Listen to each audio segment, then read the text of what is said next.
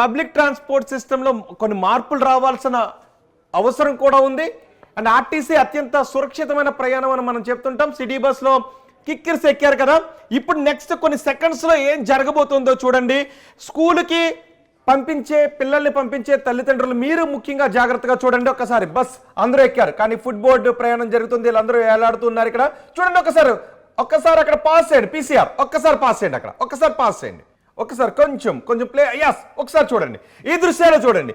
Bus ఇప్పుడే కొన్ని క్షణాల ముందే బయలుదేరింది కదా, బయలుదేరిన ఒక బస్ అంటే ఇంకా ఆడపిల్లలు దాన్ని పట్టుకునే ఉన్నారు. అక్కడ అమ్మాయిలందరూ కూడా ఫుట్బాల్ ప్రయాణం చేస్తారు, ఇక్కడ అబ్బాయిలు కూడా ఉన్నారు. అమ్మాయి పడిపోయింది చూడండి ఒకసారి. ఫస్ట్ అమ్మాయి జారిపోయింది, ఒక లెగ్ కిందకి పడిపోయింది, ఆపుకోలేకపోయింది. తర్వాత ఏం జరిగిందో చూడండి.